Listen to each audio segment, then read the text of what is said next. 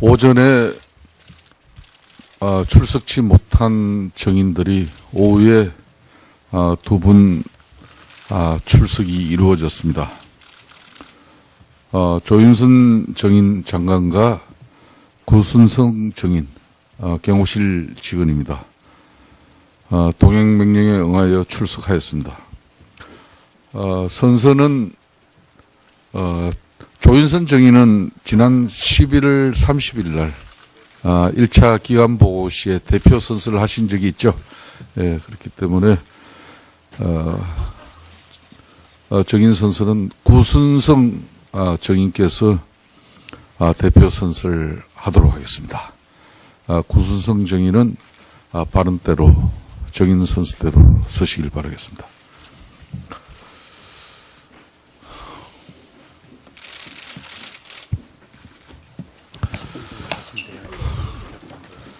예. 구순성 정인이 그동안 청문회 정인 채택되어서 많은 요청이 있었습니다만 오늘 이 자리에 섰습니다. 그렇기 때문에 다시 정인 선서를 받는 이유와 정인 선서 요령에 대해서 공지를 하도록 하겠습니다. 정인 선서를 받는 이유는 국회가 국정조사를 실시함에 있어서 정인으로부터 양심에 따라 숨김없이 사실대로 정언하겠다는 서약을 받기 위한 것입니다. 만약 정인이 정당한 이유 없이 선서 또는 정언을 거부하거나 정언 중 모욕적인 언행 등으로 국회의 건의를 훼손한 때, 선서한 정인이 허위의 진술을 한 때에는 국회에서의 정언 감정 등에 관한 법률에 따라 고발될 수 있음을 알려드립니다. 또한 국회에서 정인으로 조사받은 자는 이 법에서 정한 처벌을 받는 외에 그 정언으로 인하여 어떠한 불이익한 처분도 받지 아니한다고 규정되어 있음을 알려드립니다. 즉, 이 조항은 국회의 국정조사 과정에서 행한 정언, 답변으로 인해서 다른 목적으로 불이익한 처분을 받지 않게 되어 있으므로 진솔하게 정언하라는 취지입니다. 한편 형사소송법 제148조의 규정에 의하여 자기나 친족 관계가 있는 자가 형사소추 또는 공소 제기를 당하거나 유죄 판결을 받을 사실이 반로가 염려가 있는 정언을 거부할 수 있음을 알려드립니다. 선서는 구순성 정인께서 발언대에서 해주시고 다른 정인들께서는 제자리에 일어나 오른손을 들어주시면 되겠습니다. 그럼 구순성 정인 선서해 주십시오. 선서, 본인은 국회가 실시하는 박근혜 정부의 다시 하겠습니다. 자, 구순성 정인 선서하면서 오른손 같이 들어주십시오. 선서, 선서. 본인은 국회가 실시하는 박근혜 정부의 최순실 등 민간인에 의한 국정농단 의혹 사건 진상규명을 위한 국정조사와 관련하여 국정조사 특별위원회에서 증언을 함에 있어 국회에서의 증언, 감정 등에 관한 법률 제7조 및 제8조에 의하여 양심에 따라 숨김과 보탬이 없이 사실 그대로 말하고 만일 진술이나 서면 답변에 거짓이 있으면 위증의 벌을 받기로 맹세합니다. 2017년 1월 9일 증인 구순성.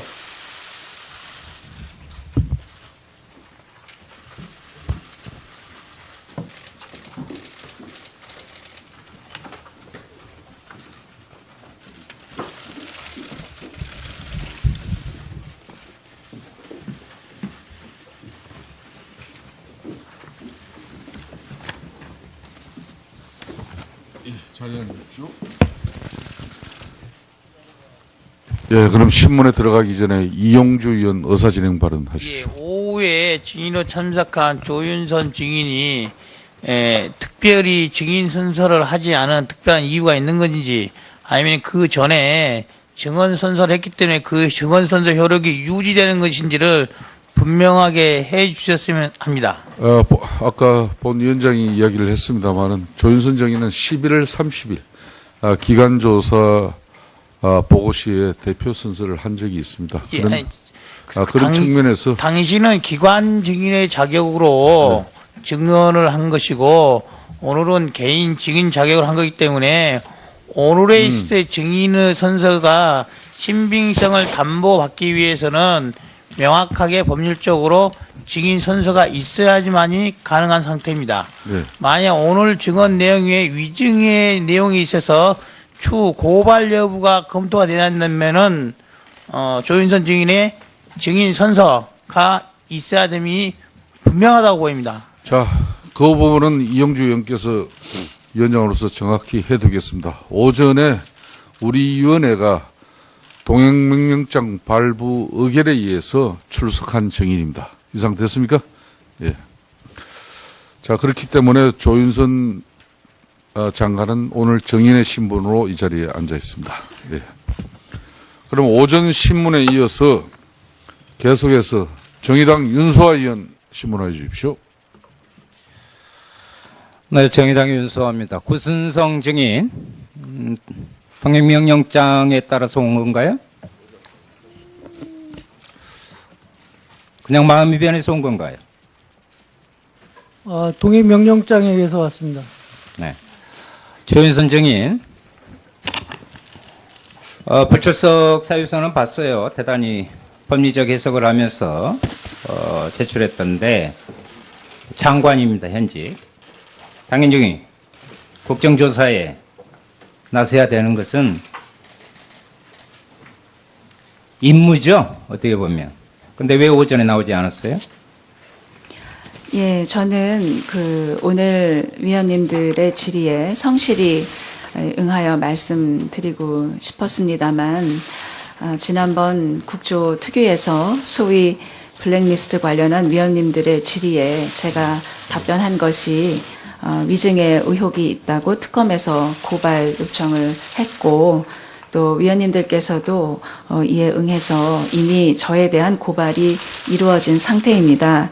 그래서 따라서 제가 오늘 어떠한 말씀을 다시 드리더라도 향후 수사나 재판 과정에서 영향을 미치지 않을 수 없다고 생각을 했고, 이런 경우에는 관련 법률에서도 선서와 증언을 하지 않도록 허용하시는 것으로 알고 있습니다. 그래서 이런 이유로 그러면 증인께서는 여전히 특검 수사를 통해서 블랙리스트가 존재하고 증인이 깊이 관여해 왔다는 그 사실을 지금 현재 부정하는 거네요. 그리고 그럼 그동안에 국회에서 국감 때도 했고요.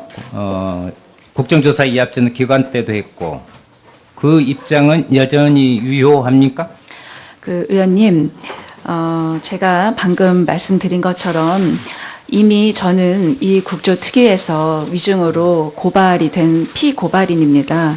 그렇기 때문에 지금 위원님께서 만약에 제가 그렇게 고발이 되지 않았다면 성실하게 답변을 다시 재차 드릴 수 있습니다만 이미 저를 고발을 하셨고 저는 고발장이 접수된 것으로 알고 있습니다. 그래서 그 점에 관해서는 말씀드리기가 어려운 사정이라는 점을 알려드리고 앞으로 의원님 말씀하신 대로 저에 관한 그간의 의혹에 대해서는 특검이 되었던 아니면 검찰이 되었던 그러니까 저를 소환하는 당국에 성실히 응하도록 하겠습니다. 네, 좋습니다. 하지만, 증인,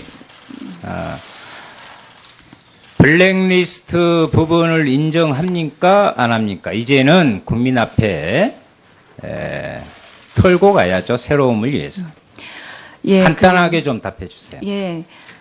사실은 제가 위원장님께서 허락을 해주신다면 이번 이 오후에 제가 발언 이렇게 질문에 답을 드리기 전에 제가 준비해온 이 사과의 말씀을 좀 전해 올리려고 했습니다. 그래서 그것은 조금 이따 위원장님께 청해서 듣기로 하고 블랙리스트는 김기춘 비서실장이 총괄하고 조윤선 당시 정무수석이 실무책을 하고 박근혜 대통령이 승인을 하는 그런 형식으로 이루어졌다고 했습니다. 잘 아시겠는데 박근혜 정부의 4대 국정과제 중에 문화융성이 있죠. 그렇죠?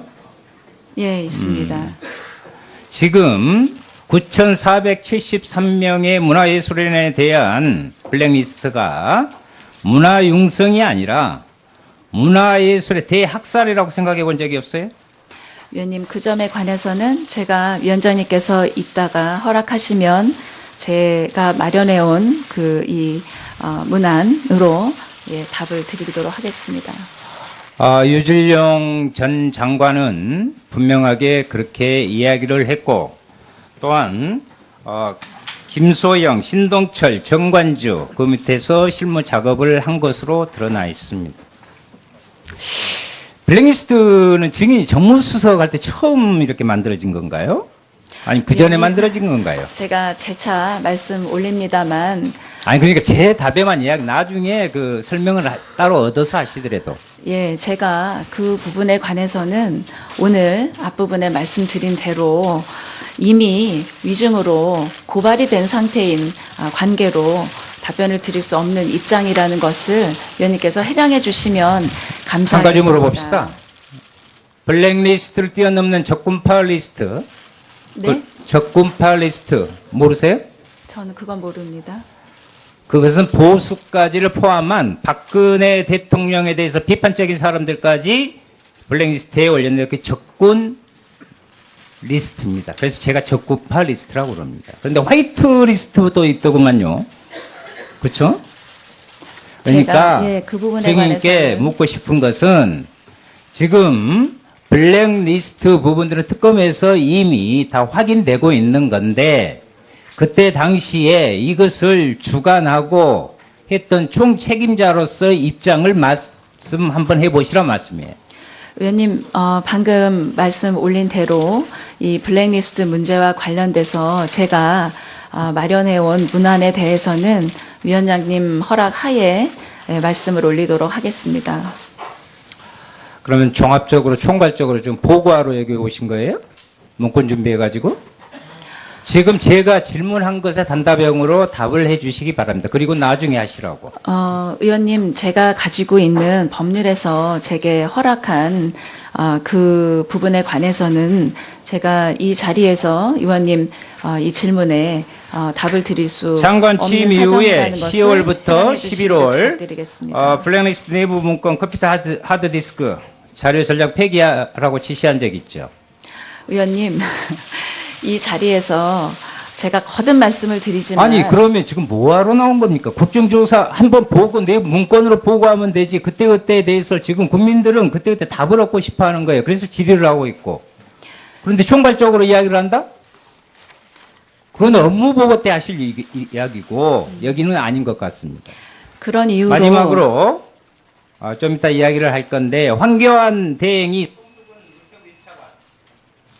부분이 흔히 말해서 그때 팀장을 맡았었죠. 문체부 내에서. 그 부분은 특검 조사에서 다 소상히 밝혀서 이제 제기됐던 의혹을 푸는 것으로 알고 있습니다. 위원님, 거듭 제가 말씀드리지만 제가 이러한 이유 때문에 오늘 출석하기 어려운 사정을 말씀드렸고 그런 사정을 허락하지 않으셔서 오후에 제가 출석을 하게 되었습니다. 그렇게 오늘 그 의원님 질문에 답변을 드리지 못하는 점을 의원님 깊이 양해해 주시기를 부탁드리겠습니다. 예, 윤소아 의원님 수고했습니다.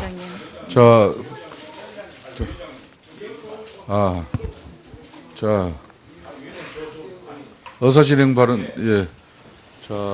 의사진행 발언을. 좀 하겠습니다, 좀. 예. 자, 장재원 의원님. 아니, 위원장님, 조윤선 증인이 지금 와가지고. 지금 내가 지금 바로 잡으려고 그래요. 아니, 이게 말이 됩니까? 지금 위증을 했기 때문에 위증으로 고발당하는 피고발인 신분이기 때문에 오늘 그 부분에서 말을 못하겠다는 겁니다. 아니, 우리가 처음에 이 위원회 운영하기 전에 특별위원회 운영계획안을 저희들이 본회의에서 이것이 통과되지 않았습니까? 그거는 법률적 효력을 가지는 겁니다. 신법이에요. 어떠한 법보다 상위에 있는 신법이거든요. 그 신법에 의해서 재판 중이거나 검찰 수사를 받더라도 여기서는 출석하지 않을 수가 없고 또 증언을 해야 되는 겁니다. 그런데 저렇게 얘기를 안 하겠다 그러면 오늘 왜 이렇게 합니까? 그 주의를 정말 주십시오. 예, 장재원 의원님 수고했습니다. 다음 엄영수 의원님 의사진행 발언해 주십시오. 을 받기 위한 것입니다. 만약 정인이 정당한 이유 없이 선서 또는 정언을 거부하거나 정언 중 모욕적인 언행 등으로 국회의 건의를 훼손한 때 선서한 정인이 허위의 진술을 한 때에는 국회에서의 정언 감정 등에 관한 법률에 따라 고발될 수 있음을 알려드립니다. 또한 국회에서 정인으로 조사받은 자는 이 법에서 정한 처벌을 받는 외에 그 정언으로 인하여 어떠한 불이익한 처분도 받지 아니한다고 규정되었음을 알려드립니다. 즉, 이 조항은 국회의 국정조사 과정에서 행한 정언, 답변으로 인해서 다른 목적으로 불이익한 처분을 받지 않게 되어 있으므로 진솔하게 정언하라는 취지입니다. 한편 형사소송법 제148조의 규정에 의하여 자기나 친족 관계가 있는 자가 형사소추 또는 공소 제기를 당하거나 유죄 판결을 받을 사실이 반로가 염려가 있는 정언을 거부할 수 있음을 알려드립니다. 선서는 구순성 정인께서 발언 때서 해주시고 다른 정인들께서는 제자리에 일어나 오른손을 들어주시면 되겠습니다. 그럼 구순성 정인 선서해 주십시오. 선서. 본인은 국회가 실시하는 박근혜 정부의 다시 하겠습니다. 자, 구순성 정인 선서하면서 오른손 같이 들어주십시오. 선서. 선서. 본인은 국회가 실시하는 박근혜 정부의 최순실 등 민간인에 의한 국정농단 의혹 사건 진상규명을 위한 국정조사와 관련하여 국정조사 특별위원회에서 증언을 함에 있어 국회에서의 증언, 감정 등에 관한 법률 제7조 및 제8조에 의하여 양심에 따라 숨김과 보탬이 없이 사실 그대로 말하고 만일 진술이나 서면 답변에 거짓이 있으면 위증의 벌을 받기로 맹세합니다. 2017년 1월 9일 증인 구순성.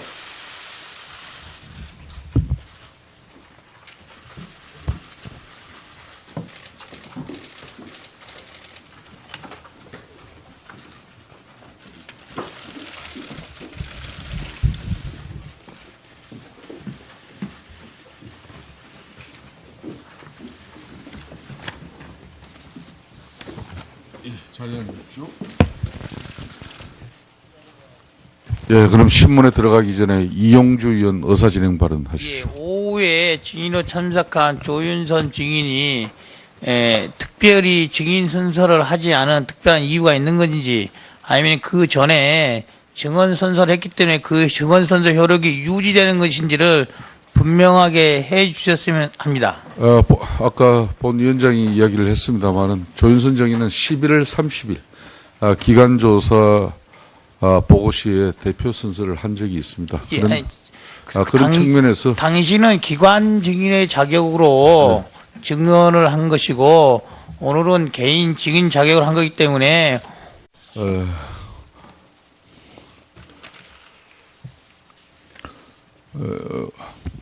오전에 출석치 못한 정인들이 오후에 두 분 출석이 이루어졌습니다. 조윤선 정인 장관과 구순성 정인 경호실 직원입니다. 동행명령에 응하여 출석하였습니다. 선서는 조윤선 정인은 지난 11월 30일 날 1차 기간보고 시에 대표 선서를 하신 적이 있죠. 예, 그렇기 때문에 정인 선서는 구순성 정인께서 대표 선서를 하도록 하겠습니다. 구순성 정인은 발언대로 정인 선서대로 서시길 바라겠습니다.